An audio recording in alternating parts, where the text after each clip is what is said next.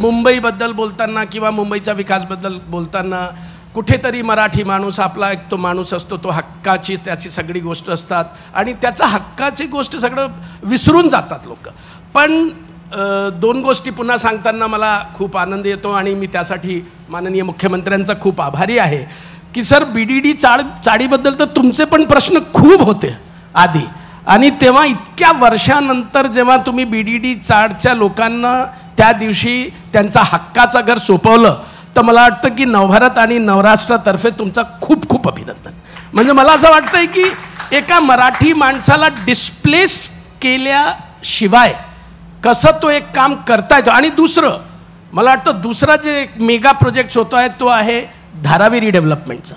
मला वाटतं तोही मराठी माणसाला कुठेही न घेऊन जाता तिथेच त्याला मॉडर्न एम्युनिटीजचा हे सगळं देऊन त्या मराठी माणसांबद्दल त्याचा एक एकदम आपुलकीने असा एक थॉट घेऊन तो एक प्रोजेक्ट पुढे जातो आहे.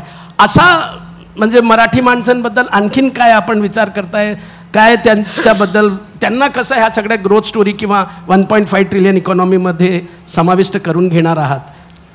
मुळामध्ये मुंबईतला मराठी माणूस हा कुठेतरी वसई विरारकडे, ठाण्याच्या पलीकडे, कल्याण डोंबिवलीच्या पलीकडे, भिवंडीच्या पलीकडे, अंबरनाथच्या पलीकडे असा जात गेला. कारण त्याच्याकरता मुंबईमध्ये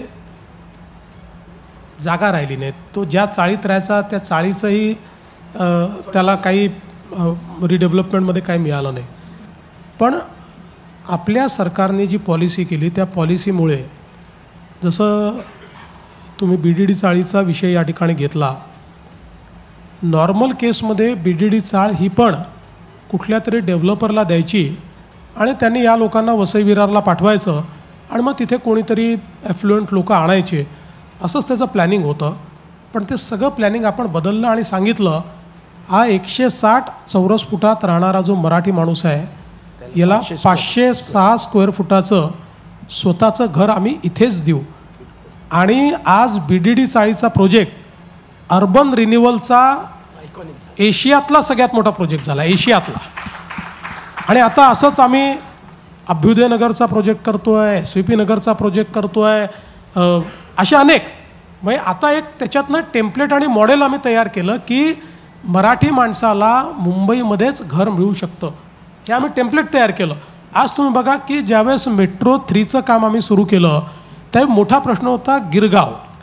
गिरगावमधल्या लोकांचं काय करायचं, कारण मोठं ॲक्विजिशन तिथे होतं. मी सांगितलं असं डिझाईन तयार करा की मेट्रो पण जाईल आणि त्याच ठिकाणी लोकांना आपल्याला मोठी घरं देता येतील. आज त्याच ठिकाणी त्या लोकांना मोठी घरं ही आम्ही मोफत बांधून देतो. त्यामुळे मुंबईमध्ये मराठी माणसाच्याबद्दल केवळ बोलून नाही तर त्याच्याबद्दल कृती देखील करावी लागेल. ती कृती करण्याचं काम हे आमच्या सरकारने केलं. 14 ते 19 असेल किंवा 22 नंतर जेव्हा आमचं पुन्हा सरकार शिंदेजींच्या नेतृत्वात आलं तेव्हापासून आताचं सरकार असेल, आम्ही प्रत्यक्ष मराठी माणसाच्या जीवनामध्ये परिवर्तन आलं पाहिजे अशा प्रकारचा प्रयत्न या ठिकाणी करतो आहोत. आणि तुम्ही धारावीचाही या ठिकाणी उल्लेख केला. तुम्ही बघा धारावीच्याबद्दल राजीव गांधींनी 85 साली अनाऊन्स केलं होतं आणि धारावीचं परिवर्तन झालं पाहिजे, पण ते होऊ शकलं नाही.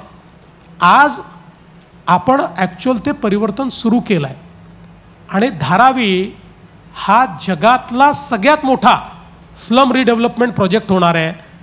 10 लाख लोकांना पक्कं घर. 10 लाख कशाला म्हणतात, महाराष्ट्रातले जर 5 शहरं सोडले तर इतर 22 महानगरपालिका 10 लाखाच्या नाही आहेत. कमी आहे. त्यामुळे 22 नवीन महानगरपालिका, एक नवीन पूर्ण शहर हे धारावीमध्ये आपण बसवतो आहोत आणि त्यांना त्या ठिकाणी पक्कं घर देतो. आणि ते करत असताना सगळ्यात महत्त्वाचा विचार जो आम्ही त्या ठिकाणी केला तो काय आहे, धारावी ही केवळ झोपडपट्टी नाही आहे. धारावी हे मुंबईचं इकॉनॉमिक हब आहे. चामड्याचा व्यवसाय असेल, पॉटरीचा व्यवसाय असेल, खाद्य संस्कृती असेल, असे वेगवेगळे व्यवसाय हे ज्या प्रकारे धारावीत होतात ते इतर कुठे होत नाही. मी नेहमी सांगतो की 2014 पूर्वीपर्यंत म्हणजे मुख्यमंत्री व्हायच्या आधीपर्यंत मी कधीही कुठल्या ब्रँडेड दुकानातनं जोडे घेतले नाही.